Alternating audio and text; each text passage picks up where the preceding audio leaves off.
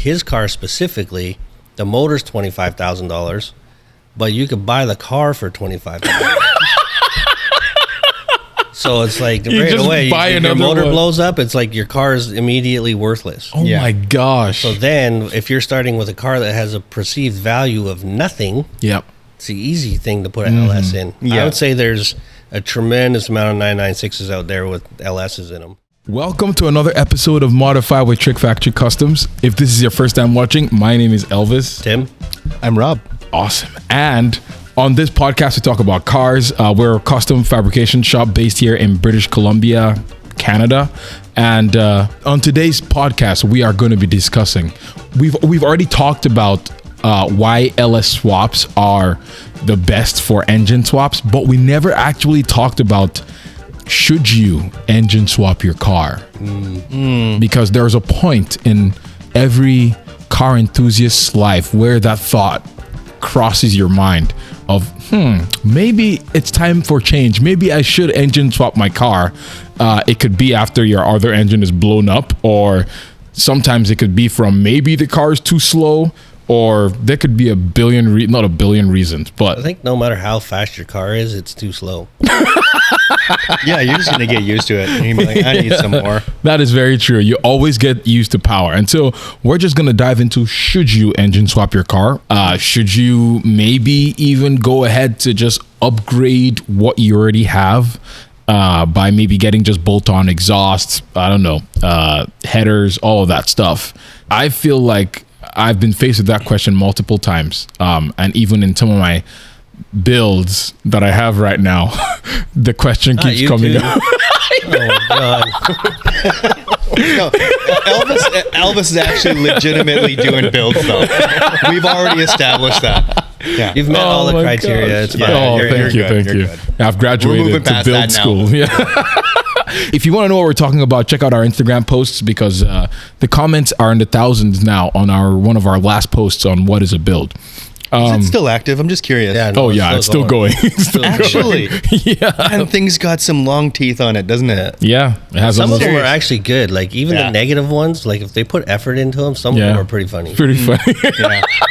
And then someone just called what was the most recent one? A pretty car Karen. Yeah. That's what they called it. No, I love how polarizing it is, though. It's another awesome. one of my top. We'll say top. I can't list 5, but I'll say top 3 was this guy's just talking because he has lips. I was like, I'm gonna use that one on somebody before the end of the week. Actually, fucking hilarious. I literally almost just spit out my teeth. That was amazing. Yeah, there's some good ones. Oh, that's so good. So, with that said, we're just gonna before we jump right into the topic of conversation, how has the week been for you guys? Yeah, it's been a good week. It's been an emotional roller coaster for me. No, it's actually been really good. We got a new guy on the team, so he's been doing all kinds of wild things, and we've been getting all kinds of stuff done. Yeah, he's been knocking out stuff. I'm like, oh my gosh, quick. I don't know. Maybe to me, looking at it, I'm like, he's pretty quick. Yeah, he's been doing a bunch of stuff that's kind of been lingering that we needed to get done. So I think I kind of commented to him if he's felt like he was being hazed or not. He's kind of just got all this stuff. Yeah. But I mean, you got to do dirt before you get to the fun stuff. So. Very true. Well, and the dirt is actually a big part of customizing. It's almost all cars dirt. anyways. That's what people don't understand. It's 80% dirt. Yeah. No, it's really nice. He's obviously filling a need that we had. So yeah. So it's been good, and he's a good dude. So pretty stoked about it. So summer is here. It's not actually. I should probably take off this jacket. It's nice-ish. It is nice-ish. It's finally starting to not rain, and you get some sunshine here in the lower mainland. About to get wild for us. I don't think you've been here for a summer, have you? I have last summer. Oh, that's right. Yeah, it gets crazy in summer times. Yeah. Yeah. And I think this summer is going to be even crazier because we get to get out and do stuff again. So should be fun. Yep. Yeah, I'm actually looking forward to this season. I think we all are. It's kind of just been a long build, and man, it's going to be nice to get out of the shop. Last year, but yeah, I think this year things have finally started back up. More shows, more things happening. We're getting really excited about parts Steve. are coming, so things have definitely got a lot better. Yeah. Yeah. What about you, Rob? What's been going on?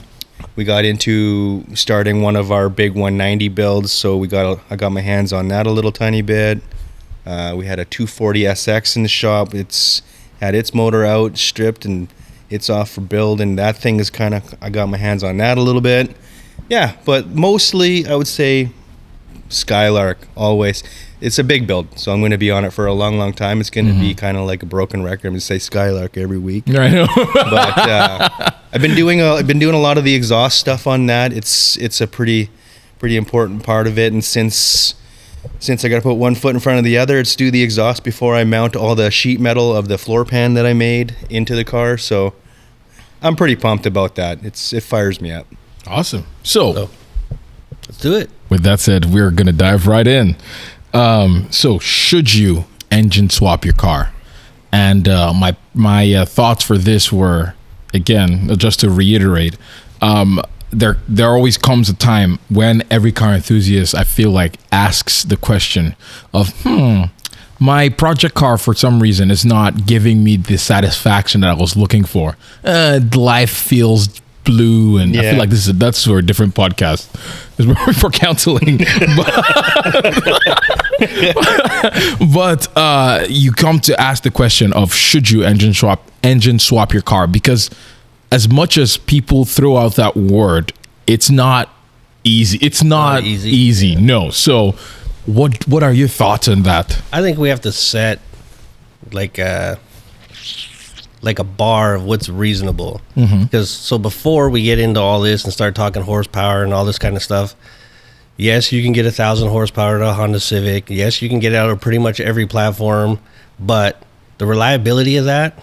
So when we discuss this, I think we're going to be discussing what's most cost effective, what's most horsepower, and reliability. Yes. So don't come trying to beat the shit out of me on the internet telling me you know somebody that made 1,200 horsepower with a Civic, because yes, it is possible, but are you going to be driving around daily traffic? So I say for something that you're actually going to get out and drive on the weekends, have a good time with, and daily once in a while, that's where I think this conversation would be. Okay. Because we could all go buy 3,000 horsepower Lambos, but we're not sitting in day-to-day traffic. I couldn't buy a 3,000 horsepower. You know what I'm saying, man? I couldn't even buy a 600 horsepower Lambo. Speaking, would you?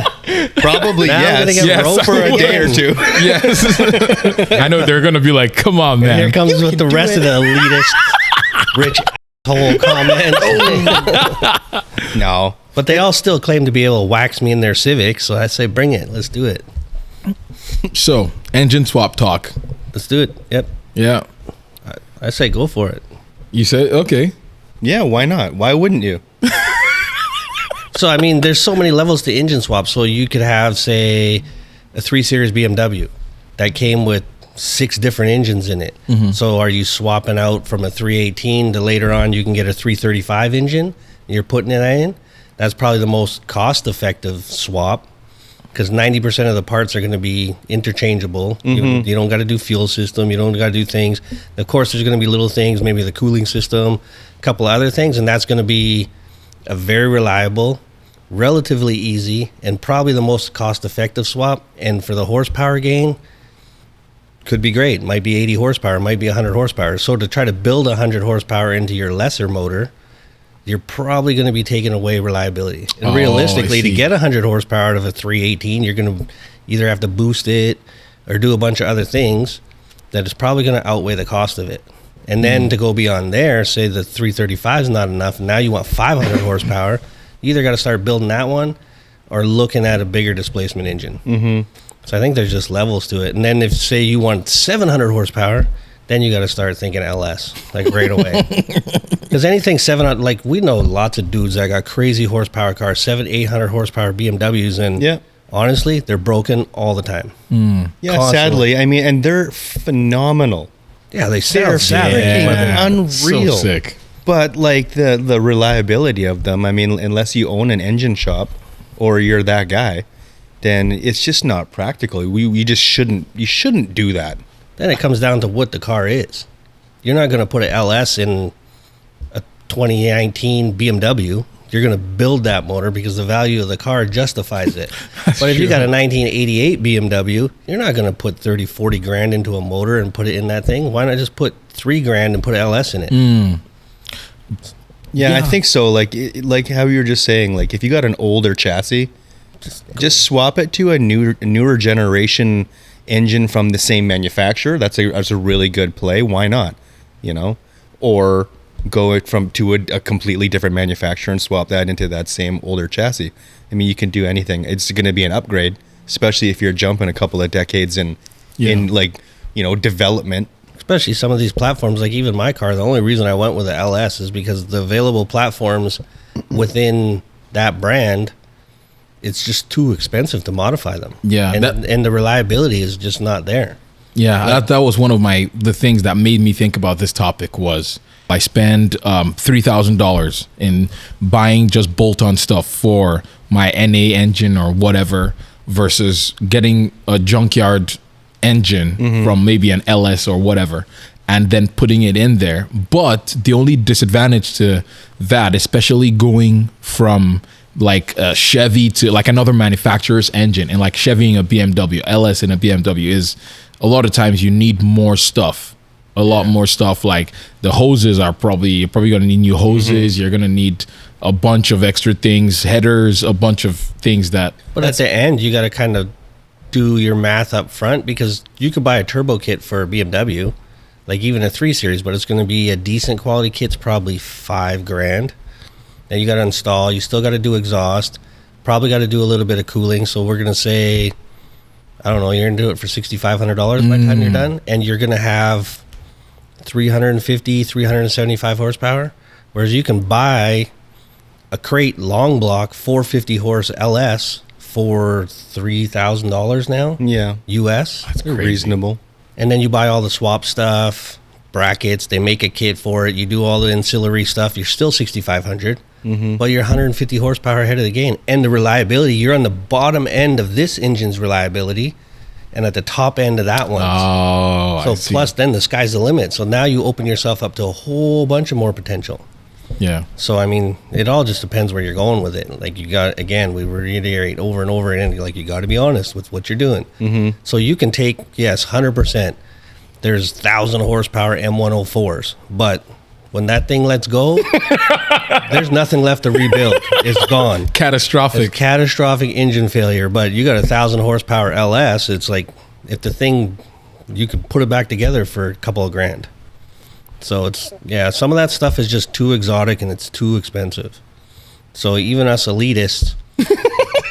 You've owned it finally. Yeah. Okay. If you have some money, the biggest common misconception is that anybody that has any money is just stupid and I can just throw money at just anything. throw it all away. Now, even if you got dough, you don't want to waste it on stuff that's not reliable. There's just no way, because everybody has a breaking point. We did a podcast about, you know, all these people that have these car collections with this exotic shit. It gets exhausting and you're just broken down. Like you just don't want to deal with it. So if you can engine swap it to something that puts you more into the power range where you want to be, that's way more reliable, I say do it. Yeah, I say do it too. But like you have to do your research on what it's going to take to actually accomplish it. Like I think that one's ability, you know, to problem solve issues or, you know, cut and fabricate, weld things, like when you're doing engine swaps, a lot of times it's not that straightforward. Like there are a crazy amount of like amazing swap kits and stuff available nowadays, but you kind of have to do your research. Like Tim was talking about, like a 3 Series BMW, probably, I don't even know, like I would just estimate, I would assume that's probably one of the most popular chassis to do a swap into. Because they're great chassis, engine platforms. They're really great, right? So, and they're a nice big open engine bay, pretty simple to do that. So, if you don't really have the abilities or the fortitude, or you know, if you don't have the space to do the fabrication and all that required to do like a more exotic swap, that's a pretty good one. But I mean, you kind of have to do your research. You got to know what you're getting into before you make that decision. So, staying on brand is always better. Yes. And because most manufacturers aren't making 30 different variations of everything, they got like one sort of bell housing flange that works for all the different engine platforms. So even though maybe the physical engine doesn't fit, you can still use a lot of your stuff, like a lot of leftover stuff. Some brackets will cross over. You can still use a bunch of stuff, so it's definitely a lot easier.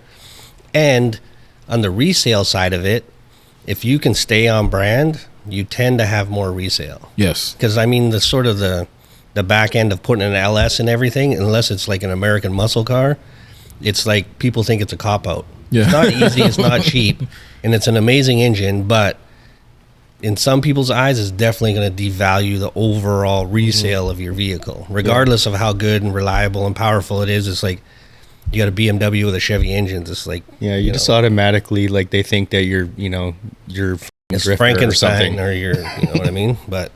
So I'd say if you want to retain that and you want to stay a purist, then stay on brand and find, but it's going to have its limitations. That's a pretty solid. That's a good point, I'd say. And then Rob, with your engine, let's use your Porsche as the case of study right now. The case of study. It's interesting because I was thinking about engine swapping the last little while, but I still don't want to. But if I ever had to, I would. Yeah, because your Porsche engine, if you're buying the OEM, the engine from, I don't even know if the manufacturer sells it, but let's do even secondhand. It's not cheap. Like, do you know what they go for? I would imagine, no, I've never actually looked at it, but like people say like it's 25. 15 grand. Yeah, I would say probably 20 or more. For used, which is going to be of probably similar mileage and condition of what you had. Yeah. Right, and who wants to do that? That's not a brand new motor. That's just something that might be 6 months behind doing exactly what yours just did. Yeah. Right, so you just don't do that. And how much power does your car make stock? I think it might be around 300. My car is just a 996 Carrera, so it's nothing spectacular. It's not a GT3 or anything, but it's not crazy, but it's enough for the chassis. It's fine. Yeah. But to build that to 450 horsepower, your only option is probably the most reliable one, I'd say right now, is the VF Engineering Supercharger Kit, which will put you about 450. And that's reliable? And that's... Apparently it's reliable. Okay. Because they're well into like their third or fourth version of it now. So it's been around for a long time, so it's been tried and true. And I think maybe at the beginning it might have been mildly unreliable, but by now I think they got all the bugs out of it. So that's going to be $10,000 to $11,000 to put in, because I think the kit. So that's just the kit, though. That's just a kit. That'll get you to 450 horsepower. So that's on your stock motor. Yeah. The next option, and I'm sure Rob's done his research to get 450 NA horsepower out of his motor, is probably $40,000. You just wouldn't There's absolutely no point in doing that. It doesn't make sense. Like a full rebuild on it, like just a base to take it back to stock is probably low 20s. Just to take it to stock, like to rebuild it. That's crazy. There's a huge tax associated to that brand, and it's just a thing. So yeah. And that comes down to how bad you blew it up too, and what happened. You might be just buying a whole new engine no matter what. It's a very labor-intensive engine to rebuild. I mean, I've never put my hands on it. I'm not a mechanic, but I've watched lots of videos. I understand that it's very labor-intensive, and with that comes an extra expense. So that's a pretty hard one to swallow. Exactly. If my engine ever blew up, I would probably consider swapping it to something else, unless my fortunes changed. Then See, and then his car specifically, the motor's $25,000, but you could buy the car for $25,000. So it's like right away, your motor blows up, it's like your car is immediately worthless. Oh my gosh. So then if you're starting with a car that has a perceived value of nothing, it's the easy thing to put an LS in. I would say there's a tremendous amount of 996s out there with LSs in them. I might have had a similar conversation last year, not on the podcast, and you were like that you were gonna you probably don't want to put an LS in it because you kind of you like the sound of, and you like the feeling of I don't know, the Porsche 6-cylinder, right? And so that's for sure. I mean, that's the dream, and that's the romantic sort of connection that I have to the car. But I mean, sometimes reality won't let that be a thing anymore. So you got to offset the cost of what say he went with a later generation motor that's potentially better, Oh. and then what that's going to do to the value of the car. Because if you put an LS in it, it's going to cost you $7 or $8 just to put a regular LS in it. It's going to devalue the car by probably $15,000. So right there, you're $23,000. Or do you just spend 25, put a 997 motor in it, and your car's worth $30,000? But the motor, you're only down 10 then, so it's all just math. But it's a hard pill to swallow when you got to put out $25K in one lump sum to buy a motor. Like, And the 997 probably doesn't even have have tremendous power upgrades over the 996. yeah, I don't think It's it makes got any- some. It has But some. the thing is that the 997 shares a lot of the same common issues that a 996 does. Like those were those two generations where they had the cylinder walls and everything were made out of kind of a inferior metals, and they get bore scoring. We could go on and on about this kind of stuff. It's really, I would do an engine swap in a car because, like Tim said, the value of the car would be almost zero anyways.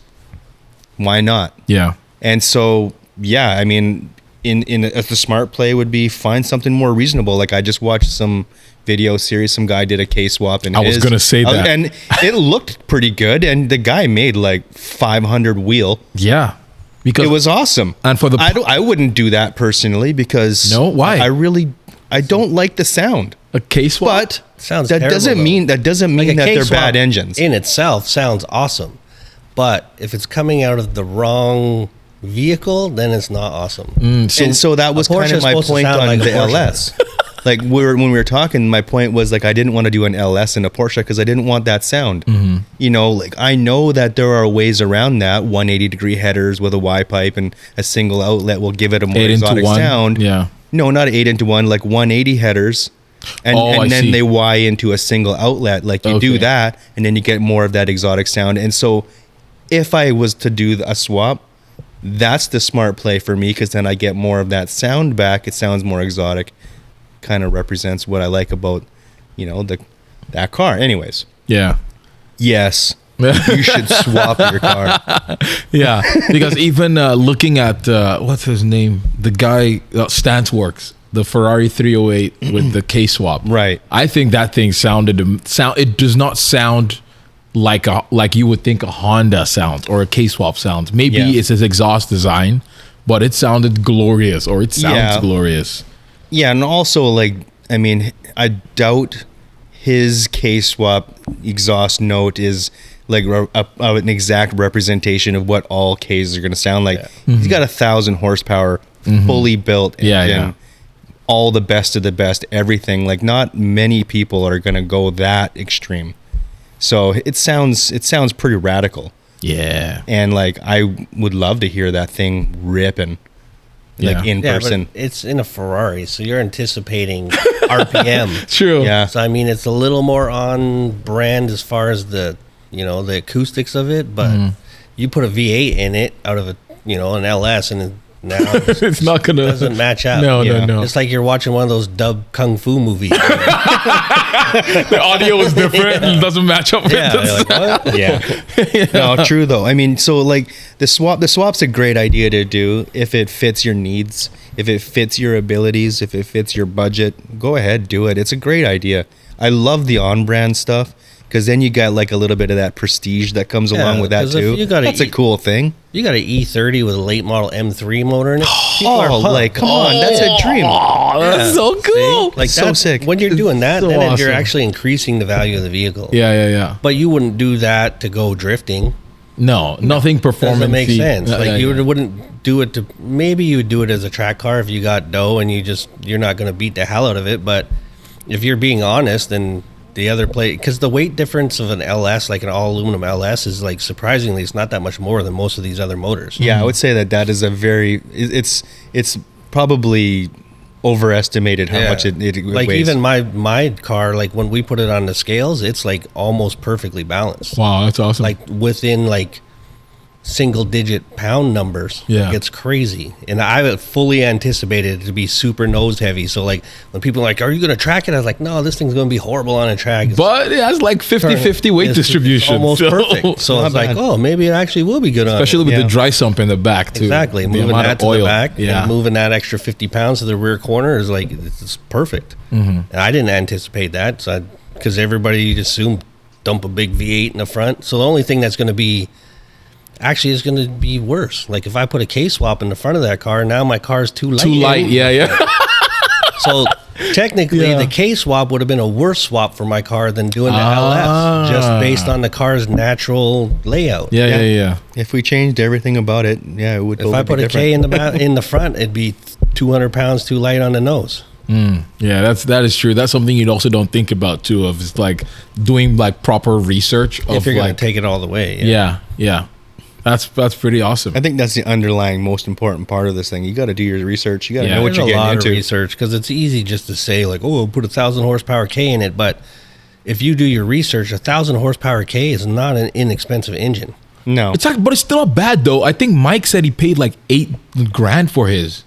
Yeah, but it's not going to hold together very long. No? No, there's no reliability in 1,000 horsepower. That's Yeah. like saying the LS. Like you can get 1,600 out of a stock bottom end LS, but how long is it going to last? No, but maybe you absolutely no detune idea. it. Detune it a little bit. I think that's the point that matters the most is if it's like- fully built and capable, just like your LS.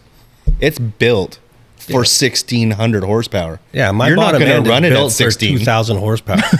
So if I run it at 1,000, like my fuel system, it's maxed like theoretically based on my fuel system, I'm maxed out at 1,600 horsepower. Like and you're just not going to do that. I'm not going to do it. I'd run it at maybe 800 or Yeah. 1,000. Yeah. And the thing technically should have a really long life because I'm not stressing it. Yeah. But I could put bigger turbos on it and more fuel and just Send it to the that moon. thing to the moon. Man. There's guys like you hear it all the time. Like we have a friend that's stock bottom end 5.3 makes 1,600 horsepower, and he's got 40 or 60 hits on it. Oh my And then the gosh. next guy, the first time he hits the key, the rods come out the bottom. Yeah. So you just never know with that kind of stuff. But I mean, if you're going to build a motor that can hold it, like a lot of stuff can hold that power for Not for too long. 10 minutes. Yeah. Maybe one hit on the dyno just to get that number, but you try to go drive around like that, it's not going to stay together. Like it's not going to happen. Yeah. And the line is so fine. Like look at Steve and his buddies. It's like the difference between, a 8-second or 6-second pass and a $50,000 motor build is a half a PSI. Yeah. And then all the guts are falling out of the bottom. So I mean, you're gonna get pushback. Kids are gonna like, oh, I know this guy, and like this guy will fucking school you. You're like, maybe one pass he could school you. Let's see him do. Let's do 10 passes in a row, and then we'll talk about your 1,000 horsepower Honda. Yeah. Because And really, who cares? Who cares? yeah. You can't drive anything over 600 horsepower on the street, anyways. Yeah. No. Like it's anybody I know, like, and they all do it. We know lots of guys that do this for a living. So you're not going to tell me somebody like JS or Wagner or any of these guys that are consistently building 1,000 horsepower motors and they got like a 4-year waiting list, one after another, and he tells you he's like anything over 650 horsepower is undrivable. Yeah. He's like, but you want 1,000, I'll give it to you. This is for another podcast. Yeah. Because, we're probably going to discuss this next week, maybe, but and it's going to be about power and how much power do you actually need. So, One of my most terrifying experiences, in a little side tangent, Rob was with me. We were in a 647 horsepower rear wheel to the wheels, 68 Charger that we built. And had a crazy big block 440 full of rollarized crazy, and we're rolling beside a dump truck 55 miles an hour on the freeway. Of course, this guy's out the window like, oh, lay into it. I laid into it and it spun the tires at 60 miles an hour, and I scared the shit out of myself. Yeah. Michelin Pilot Sport 335s wow. on the back, And and like super And sticky it's still tires, just- and it just lit. Yeah, no. That's a lot of power. 600. It doesn't sound like a lot by 650 to the rear wheel. YouTube standards. Yeah. By but- YouTube standards, you got to have 1,500 or Yeah. 1,000, like Yeah. 1,000 minimum. Yeah, it's like you're not even part of the friendship circle unless you do. Yeah. Yeah. You're out. So, we're going to discuss that next week, probably, or the week after that. We're going to save that conversation for later. But to add one more point, I think you might have touched on it a little bit, but it's about the tools or availability of like tools to do the swap, because some people like to do swaps on their own. They don't want to pay a shop to do it, and so and that's admirable, right? Yeah.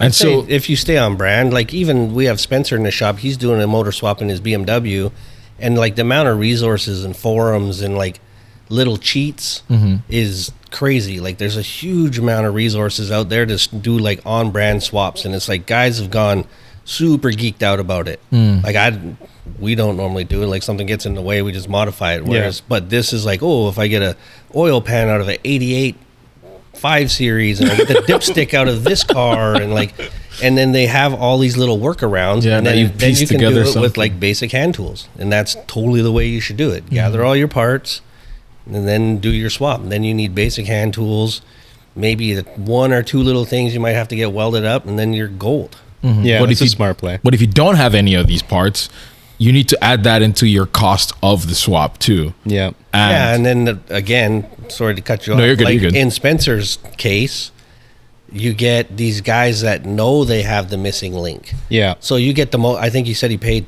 I apologize if I undervalued it, like $500 for the motor, because he's got a bigger motor out of a 325 or a 318, I think, to go into his E30. But the guys that know they have the motor that the swap pan came off of is almost worthless. But because that pan is the pan you need to put those late model 3 Series motors into an E30. Yeah. I think they wanted $550 for the oil pan. Yeah. So it's like they're holding these parts hostage because they know that you need them. Yeah. Or do you just take a stock pan and modify it, and then you bring it to me and I spend 3-4 hours with it? You're right back to that money anyways. Yeah. So those are the ones that you got to watch for, because there is some little, and then you just get held ransom for it and you got to pay. Otherwise, you got a half-built car and you need some exotic oil pan. Yeah. And there always seems to be somebody that makes one, but that one is double all the other options. Yeah, and is even available. Yeah. And that's the thing nowadays. Everything's made to order these days, so you got to be pretty well planned, other you're 8 weeks waiting for something. Yeah. Yeah, that's where a lot of that research comes into it. Like you said, the BMW platform is super good for that, and a lot of the people get really, really deep in their understanding of that, and they know like part numbers off the top of their heads. Yeah, it's a pretty excellent resource to hit up some of those forums, because these things have been done over and over and over again. That's a good one to do. But never ask the question, and never ask any question in the forum. If you don't want to get destroyed. They'll get destroyed. And like people think that I'm gatekeeping. You should jump on any forum. Oh, it's like, my you'll ask a gosh. simple question Hey, like, man, can I? if you're going to ask that question, you shouldn't even own a car. You're like, oh my God. It's so true. And then, I mean, there's other options out there available to you too. Like even in the Mercedes world, it's like they'll use the same base platform for 5 or 6 different versions of the same engine. So you could have a base, 55, and then put a supercharger on it and still stay on brand and do all those things that are meant to work together and get your power numbers up. Yeah. So I mean, there's lots of options. You just got to be smart and do your research. Yeah, I'm not an on-brand guy. LS swap the world. Well, that's because your jumping off point gives you so much more potential. That is so true. Like you could put a 5.3 in it, and even if you don't want to build your 5.3 and get a supercharger or a turbocharger or do anything, you can do all that work and then just go buy yourself a built LS3 6 liter, put and just it in bolt there, it on. done. You could double your horsepower in an afternoon because all the hard work's already done. Yeah. So I mean, it just opens you up to so much more potential, and then you still have options to put a blower on it. Yeah, that's so true. I mean, the availability of like your base is always going to be a big part of your decision as well, right? So here where we live, LSs are plentiful. We got lots of them. There's a lot of them here. Everybody drives a truck here in Canada. Hopefully they don't start to go extinct soon. Yeah, I think we're good. I think we're gonna. I think we're good. And there's enough aftermarket sport out there now. Yeah, the sky's the limit with those things. Like you can start right at the bottom. Like it seems like the bottom now for one is like 450 horsepower. We've done a bunch of them into cars, and we never see those guys again. Yeah, it's like perfectly reliable. Like you take a ZZ 502, like the last one we did in the 67 is 500 horsepower, 550 505 foot-pounds. I don't know, something like that. But the thing was just a pig. It's like 1,000 pounds, guzzles gas. We put an LS in it. We shaved 300 pounds off the nose of the car. It makes 460 horsepower and 400 and some foot-pounds. He didn't even notice the difference. He thinks it has more power. Because the car is lighter, and you have almost the same numbers, and his fuel mileage doubled. And you're not scared of pushing it too. You're not. Yeah, you can. You have some RPM now, so now you got this big Tremec 6-speed. You can actually, send it a little bit. Yeah, so. I think one of the things about that swap that was kind of the untalked is like it's like. We ended up having to change the spring rate on that thing because of that weight difference and everything as well. So like these motor swaps have a pretty profound impact on like the chassis of your vehicle. Yes. And so like that's a big part of the decision that you make as well, right? Like he's talking about like the weight of these engines and it's more than just the physical dimension of what it is, but even like the power increase, because you put a giant motor in the front, you might have tons of power, but now the thing doesn't steer and doesn't handle for shit. Well, yeah, and that's the other part that's actually really, really important is like, is your chassis even able to handle withstand that. the upgrade in performance? Because when these cars are designed and engineered, they're made sort of to work well together the way they are. Yeah, because and as soon as you start increasing one thing really far, everything else is like it takes a negative hit. Because on Tim's car, I know you guys, whenever you were putting your motor in, you had to add bracing to the subframe and all that. Yeah, because when we to the frame, I think. Oh yeah, yeah. When we initially set the motor in the front, it tipped the fenders in because it was never meant to be like that. So we ended up having to brace the entire front end of the car. Yeah. So that's another part of it is like. You might jam something giant in there, but it's not going to work. Yeah. It's just your car's going to plow. It's going to be horrible. Too much. And if you take up too much of your engine bay, now you got underheat temperatures that are just through the roof. You got nothing but problems. And some of the problems like that I've heard are like even simple things, like even the motor might be capable of it, but your underheat temperatures are fine. Your cooling aren't fine, but your cooling system's capable enough to keep the motor cool enough to operate. But it's cooking all your plastics. So now you're having little stupid failures because all your shit under the hood is so brittle now because it has so much trapped heat under there that it's like now you're having to think about heat management and all these other things, and it's like there's just too much to do it. Like it's the word engine swapped is thrown around so casually. Yeah, like, just engine swap just put motor swap it. You should put in there. You're like, okay. Yeah, you just got like a laundry list of things that you're gonna have to deal with like instantly. Like with when you get the experience doing these things, you see, okay, well if we decide to do that, then we're going to have to do this and we're going to have to do this and we're going to have to do this, and it's not that simple. It's not that cheap. And like our perspective, of course, however pretentious it may seem, it comes from a place of trying to provide performance and reliability to our customers. So if you want to learn as you go on your own car and you don't mind having a little bit of inconvenience or even being able to get ahead of it when you start to notice that it's a problem, that's great, but we don't really have that opportunity. No. Because anytime there's any kind of a little bit of problem, I'm getting a phone call. So it's like, hey, and even if they are trying to foretell something like, hey, I think this is going to be a problem, they're still calling me to try to bring their car back and mess up my whole schedule. So we have to try to get ahead of all these things while we're doing it. And make sure it's not going to be a problem. Not going to be a problem. Plus, the last thing you want is to burn somebody's car down. Like, that's literally every shop's nightmare. It's never happened to us. We've never even come close. But every time we do something, that's front of mind. Like, how is this going to work? Yeah, the safety and everything about, each and every one of these clients that we have, I mean, that's primary. Yeah. So this whole descended attitude is like, it doesn't work out when not as a shop. No. Even personally too, because who wants to burn down their car, be on the freeway, car catches fire, you're in it. I don't think anybody wants to do good. that. It doesn't sound fun. It's not cool, Yeah.